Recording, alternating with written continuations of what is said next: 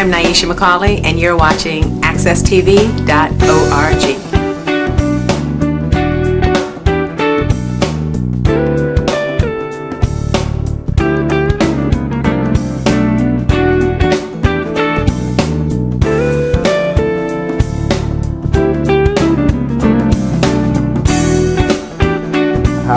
I'd like to welcome everyone to the challenge. It's great to be sitting back in this chair. Been away for a while, but we have a real special segment that we're going to do today about a very interesting topic that's not widely discussed, but it's, after speaking to this gentleman, it's very prevalent in today's military, and he has an interesting piece of information to share with us today. Hopefully it'll open up your eyes. It is some adult content, so if you have small people, we would say to maybe let them miss this episode. So we're going to get right into it. Today I have Preston. Preston, how are you doing today? I'm blessed by God's grace and mercy. Thanks for asking. All right. So retired disabled veteran. How long were you in the military? Well, I was in the military 9 years, 2 months. All right. What was your specialty? I was a Army medical specialist. All right. So let's go back, because we'd like to take it from the beginning. Where were you from originally? I grew up in Long Island, New York. My dad retired out of California in 1963, and we moved to Long Island, New York. And so I grew up in Long Island. My dad retired. My brother served also in the military. He retired as well. So. All right. What branch were you in? I was in the Army. All right. So you went in right out of high school? I went in right out of high school. I was 17. I turned 18 years old in basic training. I went to basic training in Fort Dix, New Jersey. All right. So that's how you were in Long Island because of its proximity to Fort Dix? Well, my dad retired. That's where my dad settled after he retired. Okay. From the Air Force, and so I grew up in Long Island, New York. What was that like, Long Island? Long Island was great. At the time, it was upper middle class primarily that lived in Long Island, New York. Mm-hmm. It wasn't crowded. Most of the crowd was in New York City. So Long Island was very quiet. You could leave your front doors open at that time. Right. That would be back in the 1960s, 1970s. So. Considered a suburb. The suburbs. All right. Yes. So you went in the service right out of high school? Yes, I did. All right. Now, why did you choose the Army? Well, the Army, I just felt the Army was a better fit for me. My brother was in the Army, and I had went to Germany in 1974 to see him. And I liked the Army, and so I figured the Army would be better for me. It's a better fit. Just for a time frame, when did you go in? I went in 1976. I enlisted.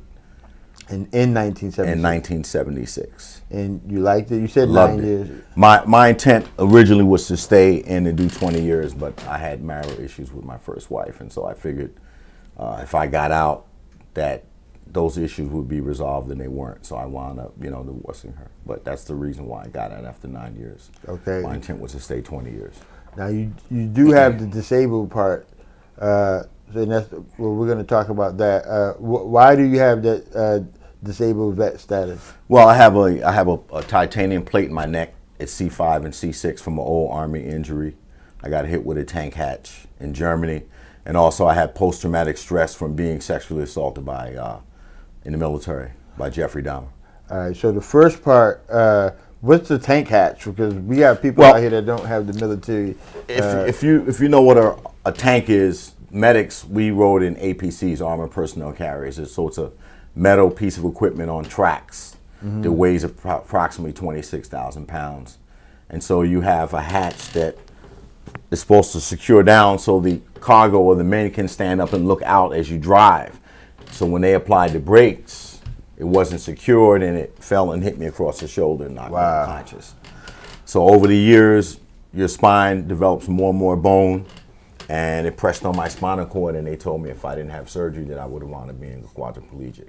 All right. So I had to have that surgery in 2010. So that's part of my disability. Oh, to get the plate put in there? To get the plate put in and get the pressure off the spinal cord. So I have pain down the arms from time to time, loss of grip, strength in the hands. There's some days where I can't hold a pencil very well. So All right. All right. So for the most part, the surgery helped, but Yes. you experienced some pain. Right, you have residual. All right. So then the other part you brought up was Mr. Dahmer, Jeffrey Dahmer, and for those who don't know who that is, when was he passed away in prison not too long ago, right? Well, Jeffrey was murdered in prison November 28th, 1994. 1994. Right, he was caught in 1991, but a lot of people don't know that Jeffrey Dahmer actually was a soldier in the military. See, when you say the name Dahmer, people know that name, but they don't know he was in the service. He was in the service in 1978 or 79, excuse me, until they put him out in 1981. So when he came to my unit, I was asked by my sergeant to train Jeff, and we were out on a field exercise supporting the armor, the armor, excuse me, and the last couple of days of the exercise, my vehicle broke down. And I'm gonna stop you right there because I want to take our listeners kind of on a journey because you're in a current production called Justice Denied. Correct. So, and we'll revisit the your relation and your interaction with Jeffrey Dahmer because it's an important part of the overall story. But if you just want to, what is Justice Denied? Justice Denied is a film. It's the men's films. Each individual in the film was sexually assaulted in the military in one form or another. There's one individual that was actually assaulted by a female, but for the most part, it was man-on-man rape in the military. And so our film is designed to bring awareness to the public that, yes, women get raped, but men get raped as well. And in the year 2010, fiscal year 2010, there was 19,000 sexual assaults. That's Department of Defense numbers. And the next year, those numbers went up from 19,000 to 26,000. Half of those assaults are men. And so our film is designed, number one, to bring awareness to the public. Number two, to have those victims be willing to come forward to seek treatment and get help. And number three, we need to overhaul the system because the current system is not working. Which in my case, my offender was let out into the public and went on to murder 17 people. Right, and that's definitely an integral part. Staying with the Justice Denied project, how did that come about? Someone just took the initiative to say that this needs to become, and for those who don't know, Justice Denied is a film about this entire topic that we're discussing today, and as it comes out and it's made available to the public, we encourage people to take a look at that. It's very interesting.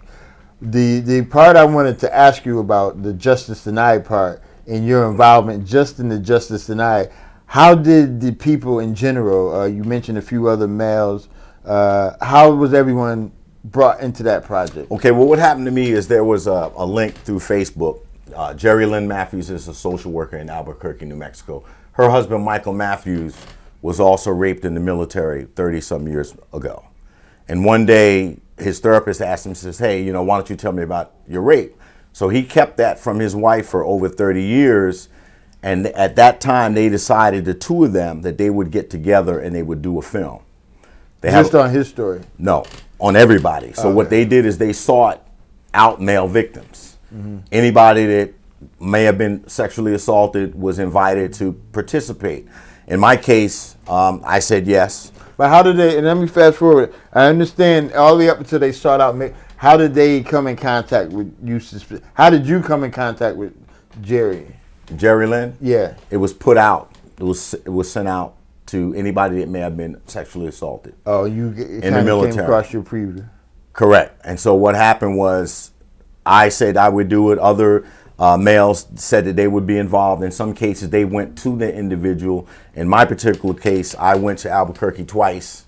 I drove. I also met up with the other Dahmer survivor, Billy Joe Capshaw, who's from Hot Springs, Arkansas. And he was in the service? He was also in the service. He was my replacement. He was beat, raped, tortured in the barracks for 15 months. Okay. And nobody helped him. So. All right. So you go out there, you meet with him, you say, I'm going to get involved with this project. Right. And he comes out there and you get interviewed about specifically what happened. So how many people was it all together in this film? Well, there was probably 20 some odd people that they interviewed. All right. And they're all in the film? Yes, they're in the film. I would say there's between 15 and 20 people in the film. I didn't have the honor of meeting everybody at the premiere, but there was a good turnout of the victims or survivors, if you will, that were in the film. Were at the premiere, and that premiere was last June in Albuquerque, New Mexico. Now, since doing the film, has the military contacted you? No. Or anyone from the military? No. Have the military given an official point of view or a statement regarding it? Well, their thing is the military, they don't want to take it out of the chain of command. And for those of you that don't understand the chain of command, you figure you have the lower enlisted and then you have your higher ups, your generals, and et cetera. So hypothetically, let's say that a female reports a rape to me and I'm a captain and you're my big boss. Okay, I know that if I turn it over to you, that's going to impact my career. So what I do is I sweep it under the rug. And that's what the military has been doing. They have not been prosecuting these offenders because the fear of it impacting their career, or, you know, that's probably the primary reason. And so you have these people that are being raped. They're afraid to come forward because they know if they report it, number one, they may be administratively discharged, lose all their benefits, and then they have retaliation. You know, so it's a bad problem. So in your specific case, was your incidents reported while you were still in the service? No, most people, if you look at the statistics, most people don't report. Women don't report. And so it's much harder for a man to report because of the stigma. So you specifically, you have an event, and we're going to get in depth in the event, and it happens and you don't report it, and I say, in 2014, why? Well, the thing, in my particular case, I had no recollection of the event because I was drugged. Okay. I started having nightmares in 2009. Okay, started having nightmares about Jeff, started having nightmares about, being assaulted, anger issues with my first wife, etc. So I put my claim in, excuse me, my claim was granted. Then I started to do more. When you say you put your claim in? My claim in for PTSD, post-traumatic stress, due after to military sexual assault, right. Okay. So I filed my claim in 2009. Okay. Okay, which is when the latter part of 2009 is when I realized I had been raped. And I started investigating and looking at my records. I found out that throughout my 9-year career, I had rectal issues. I had hemorrhoids that would flare up periodically from time to time. Okay, I also found that after my claim was granted that I was mentioned in a book called The Shrine of Jeffrey Dahmer that was written 1 year before Jeff was murdered in prison. It talks about a altercation that we had where Jeff was put out in the snowstorm, came back 4 hours later, had blood on his hands.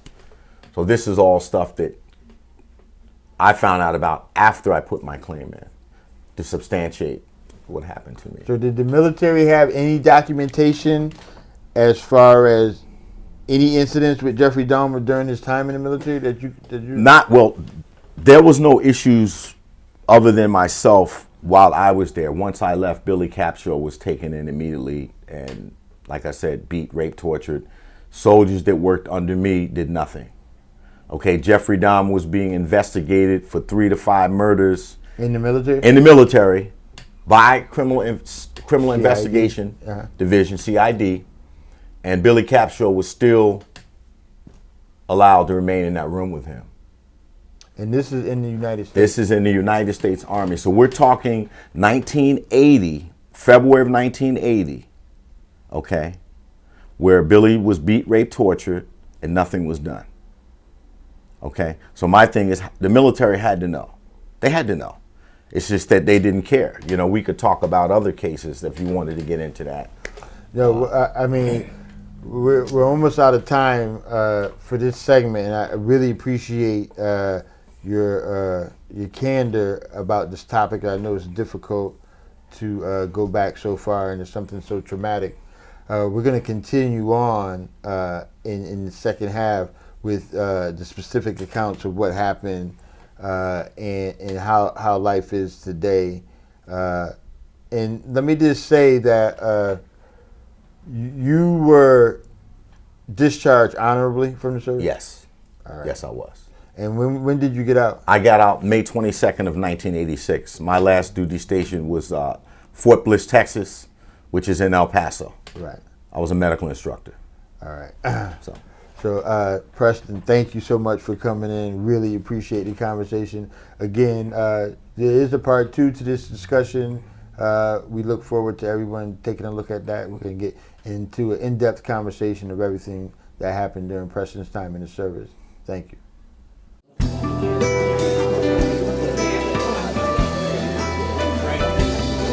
I'm very happy to be here tonight to congratulate and support AccessTV.org. AccessTV.org has reached hundreds and thousands of people. It's done a great job informing the community about important issues in our city, our state, and our nation. I congratulate Stan McCauley and Nyesha for the job they've done. And now with their new format, which will reach many more people and which will be available through many more formats, the future is very bright for AccessTV.org. Congratulations, and may you continue your mission of informing our community. Thank you very much.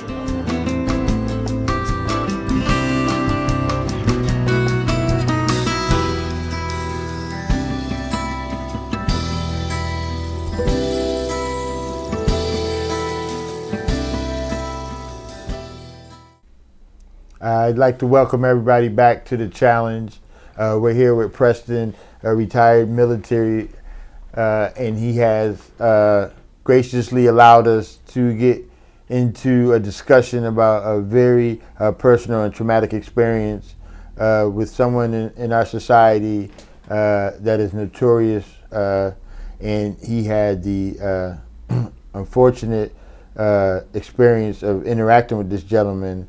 And we're talking about Mr. Jeffrey Dahmer, who is no longer with us, but left a trail of destruction before he left. And we were talking earlier about why you didn't report it and the circumstances kind of surrounding everything that happened. When you first get to Germany, when did you arrive in Germany? okay, I arrived in Germany June of 1977. All right. Now, was Jeffrey Dahmer already there? No, Jeff did not get to our unit until July of 1979. So at that point, I had approximately 8 months left on my tour in Germany. On your tour? On my particular tour. So the dynamic of the service, does that make you rank-wise a higher rank? Or yes. How did you two come to be in the same situation or the same space? Well, okay, originally Jeff was going to be a military police officer, but he would not stop drinking.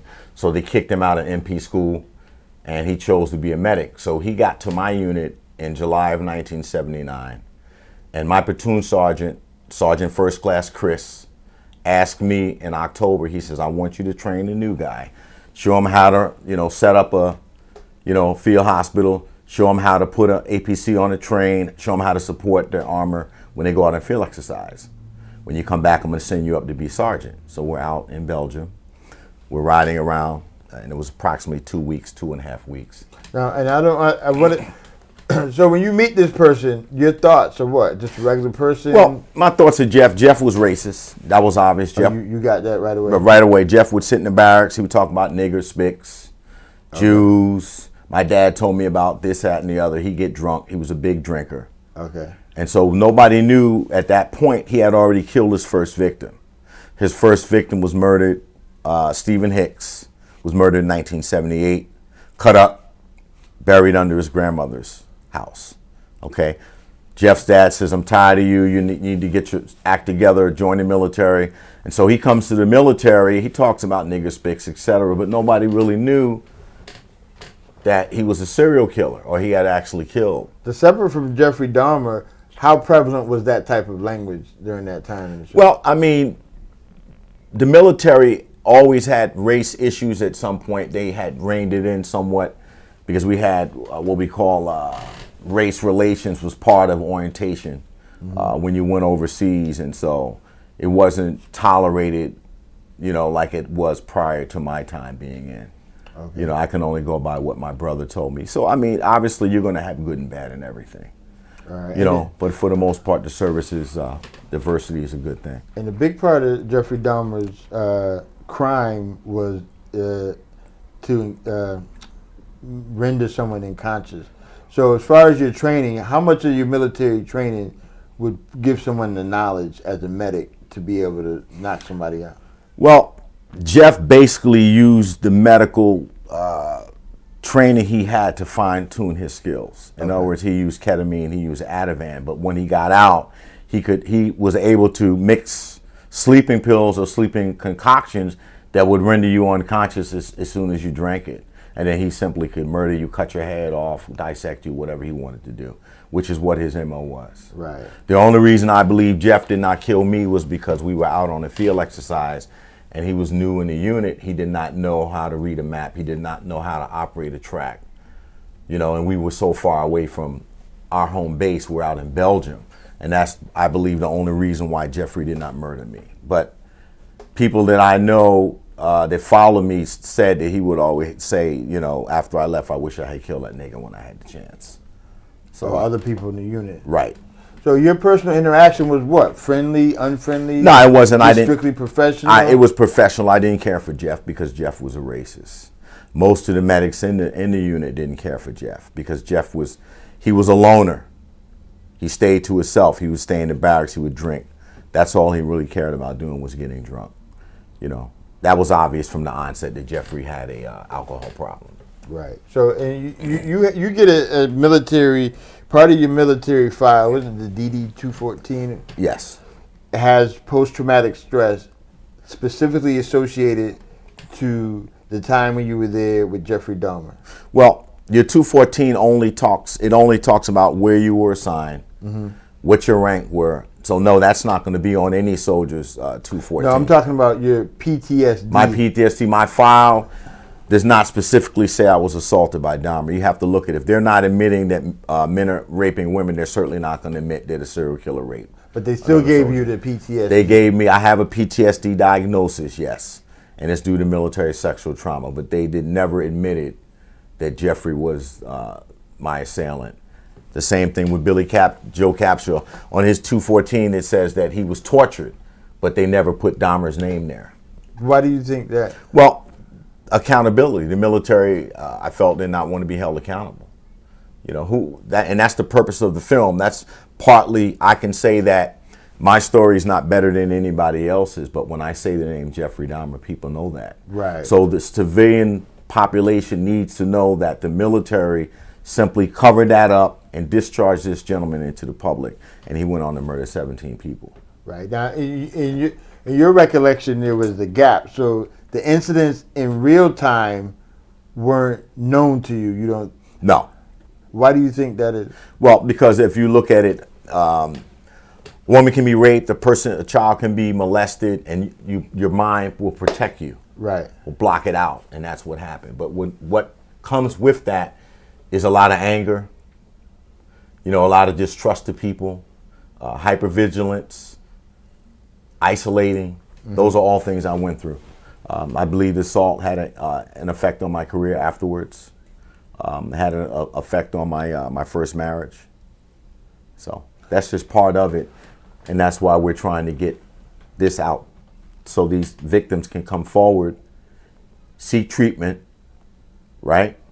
Get the help they need. And the third piece of that is we need to overhaul the system. We need to take it away from the commanders, give it to a separate civilian tribunal, and let them decide. Canada does that. Australia does that. You meaning, so now in 2014, a soldier gets assaulted, what are their options? So if they report it, is it an arduous process? I mean, why wouldn't, other than the social stigma and maybe the other embarrassments, why wouldn't someone, you think, report it? Because the suggestion is underreported. Well, it's underreported because, number one, they're retaliated against. They're threatened. You know, they're called gay, they're called women, or you're a slut, you're a whore, you're this, you're that, or you're a liar. And in most cases, in some cases, they're told, well, if you mention it again, we're going to administratively discharge you. Now, administratively discharge means you get a dishonorable discharge.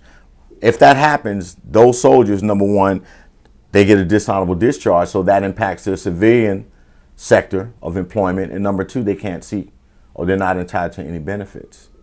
And so that's what's happening a lot. In most cases, they're not.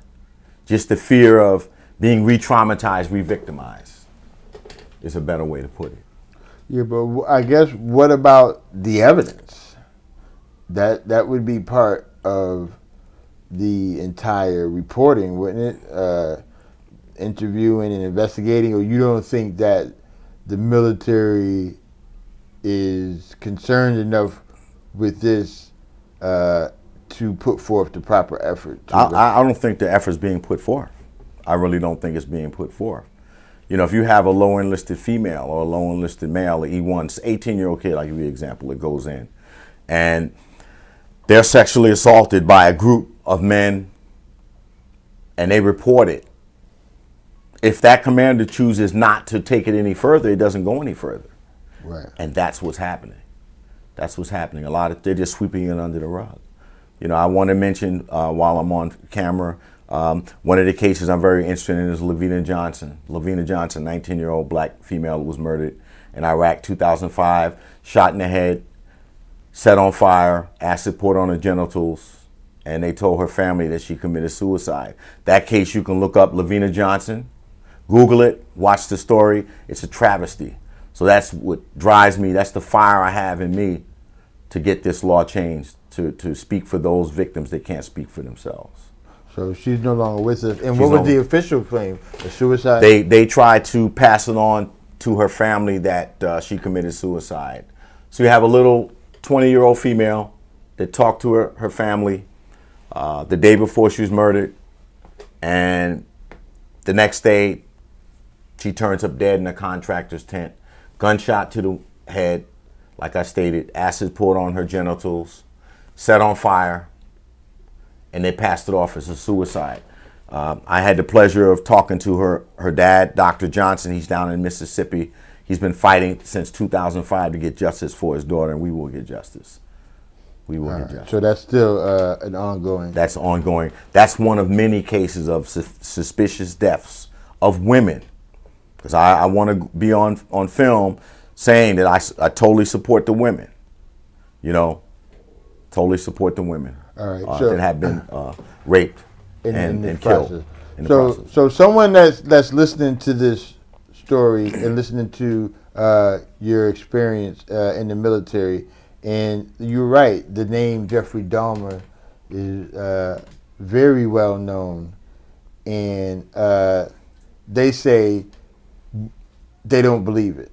What would you say to that? Well, I have a lot of evidence. Like I said, I have a book that I'm mentioning that was written in 1994 by Brian Masters. He's an author in London, and it mentions me by name. So and you're saying that he spoke with Jeffrey Dahmer, or? Well, Jeff was interviewed. Soldiers that I was in the service were interviewed. Now you're finding that the confession reports of Dahmer's was 159 pages, I believe. Those were released, and it has two detectives questioning Jeff, and they're asking him specifically about murders in Germany, and he's adamantly denying murders in Germany. And they ask him, "Do you know a guy named Davis?" "Yeah, I remember a guy named Davis," and this, that, and the other. So, you know, the government knows. They know what happened to me. Oh, so the murders in Germany were never solved? No, because like I said, I believe part of the military getting Jeff out was to cover that up as well, because that's a black eye for this country, to have an American soldier murdering German people. Okay? Oh, so his murders weren't of soldiers, it right, was of regular civilians. Correct. And the military was Correct. investigating that and then discharged him. And they discharged him in 1981. Okay, right into the public, and Jeff murdered 17 people before he was caught. So we're talking a period of when he was caught in 91, right? 10 years. We're looking at a decade where Jeff went on a murderous rampage in Milwaukee. And 17 were known. Correct. They got him for 17. And those, did he confess to all those? Yes, he did. Jeff confessed to 17 murders, and the majority of them were black. So when you came out in 2009. Yes. So when the whole Jeffrey Dahmer incident was coming to light and being made known, did you have any feelings about it at that time, or you were still unaware? Well, actually, kind of had a feeling. I knew, like, when they caught him, that I had served with him. Okay. But it really didn't dawn on me, what had really happened to me until later on, when I started having nightmares and flashbacks and things of that sort. So your incident, was it one incident, or you think it was repeated? No, mine was, he only had one shot at me because we were out in the field for 2 weeks. Oh, okay. Okay, and like I said, the last couple of days of the exercise, our vehicle broke down. We were towed to the train station, and that's when he drugged me and was able to assault me. Whereas my replacement, Billy Capshaw, was isolated in a room in the barracks with this individual and suffered repeated rapes, repeated beatings, and nothing was done. But he never reported it. He did report it. Oh, he did report it. And nobody helped him. Oh, okay. And those names of those soldiers that did not help, that will come out later. I'm not going to mention names during this segment. But these were gentlemen that worked with me and under me when I was there. You were in the service. When I was there, because I left February 4th of 1980. Billy came about a week after I did, and immediately he was taken under Dahmer's wing, beat, raped, tortured. Preston, we're out of time. I'm fascinated by your recollection of events. It's truly took a lot of courage to come in here and openly discuss your history with us. I thank you for coming in, and thank you for joining us on the channel.